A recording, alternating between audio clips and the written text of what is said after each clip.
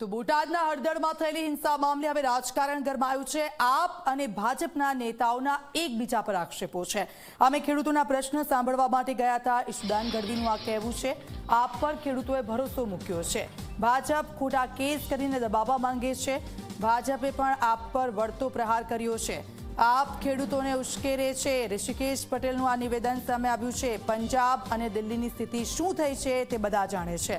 બોટાદની ઘટના એ પૂર્વ આયોજિત કાવતરું છે। ઋષિકેશ પટેલનું આ નિવેદન। અમે શાંતિપૂર્ણ રીતે સભા ચાલુ હતી, બધે લાઈવ જોઈ લેજો। અને પથ્થરબાજી કરી છે ભાજપના સમર્થિત લોકોએ કરીને, માહોલ બગાડ્યો છે, પોલીસને હુકમ કરવામાં આવ્યો છે। આ વાત દરેક વખતે ભાજપ આવા આંદોલનો તોડે છે। પાટીદાર અનામત આંદોલન વખતે પણ જોઈ લો તમે શું કર્યું હતું। ભાજપે ખેલ કર્યા હતા, બધાને ખબર છે। ક્ષત્રિય આંદોલન વખતે ભાજપે શું કર્યું હતું બધાને ખબર છે। એટલે ખોટા કેસો કરે, ખોટા કેસોને કારણે દબાવે, કોઈ બહાર ન આવે। આ કેસને એફઆઈઆર શું કામ કરી છે ભાઈ? કે ગુજરાતનો 54 લાખ ખેડૂતને મેસેજ આપવા માંગે છે, અમારી સામે તમે બોલશો, અમારી સામે અવાજ ઉઠાવશો, અમારા કરદા પડતા બંધ કરશો, અમારી લૂંટ બંધ કરશો તો તમને પોલીસ થ્રુ અંગ્રેજો જેમ પીડિત કરતા હતા ને તમને અમે જેલમાં પૂરી દેશું। હકીકતમાં અસામાજિક તત્વોનો સહારો કોને લીધો છે અને આ પૂર્વ આયોજિત કાવતરું કોના તરફથી થયું છે?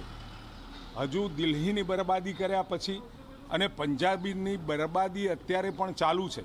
પંજાબમાં તો અત્યારે ભારતીય જનતા પાર્ટીનું શાસન છે। બધું જ જે ભૂતકાળમાં એમને કરેલી બરબાદી અત્યારે સ્ટ્રીમ લાઇન કરવાનું રેખા ગુપ્તાજીની મુખ્યમંત્રીપણા હેઠળ અત્યારે ચાલુ છે।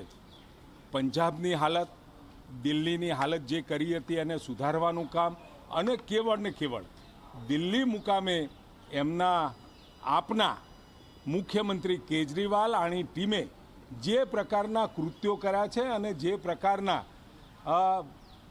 કૌભાંડો કર્યા છે, જેલની હવા ખાવાનો વારો આવે।